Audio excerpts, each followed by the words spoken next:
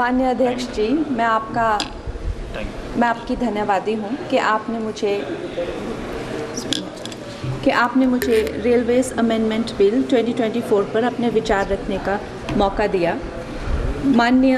Rail मंत्री श्री अश्विनी वैष्णव जी द्वारा प्रस्तावित इस बिल का मैं स्वागत करती हूँ।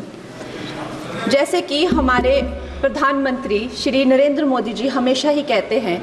कि सरकार का काम होना चाहिए जो लोगों के जीवन में सरलता लाए,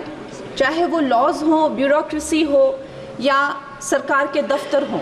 उनके लिए वो एक्सेसिबल होने चाहिए और उनके लिए जो है वो किसी तरह का स्ट्रेस जनरेट ना करें और इजीली अवेलेबल होने चाहिए।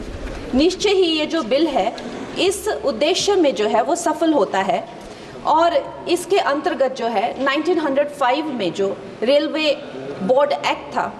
उसको 1989 में जो रेलवे एक्ट है उसमें क्लब किया जा रहा है। निश्चय ही इस तरह के जो एक सिंगुलर लॉ बनाकर जो है वो आई फील कि हमारे जो साधारण मानवीय हैं उनके लिए बहुत ही इजीली अवेलेबल होंगे, एक्सेसिबल होंगे, इसीलिए मैं इसका स्वागत करती हूँ। और another very important government body railway board,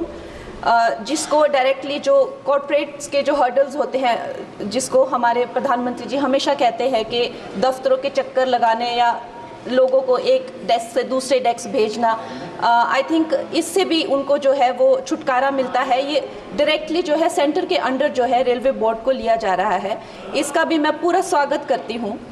और उसके साथ ही वंदे भारत की जो हमारी जो ट्रेन्स हैं वो हमारे लिए आत्मनिर्भर भारत आधुनिकीकरण का एक बहुत बड़ा, एक प्रभावशाली उदाहरण, एक चिन्ह बनकर आई हैं सामने। और जब 68 वंदे भारत जो है भारत को दी गई थी तो उसमें से एक वंदे भारत हमारे हिमाचल जैसे छोटे से प्रदेश को भी दी गई थी, ऊना शहर में। उसके साथ ही मैं जानती हूँ कि हिमाचल बहुत ही एक दुर्गम क्षेत्र है, मगर जिस तरह से हमारी सरकार भारतीय जनता पार्टी जम्मू कश्मीर हो गया या और पहाड़ी इलाके हो गए, उनमें जो है इतने ज़्यादा रेल प्रोजेक्ट्स जो है वो लॉन्च कर रहे हैं, उसी के साथ भी हमें भी हिमाचल के लिए बहुत ज़्यादा जो है वो सर्वेज हो रहे हैं, रेल का बजट मिला है। शिमला हो गया या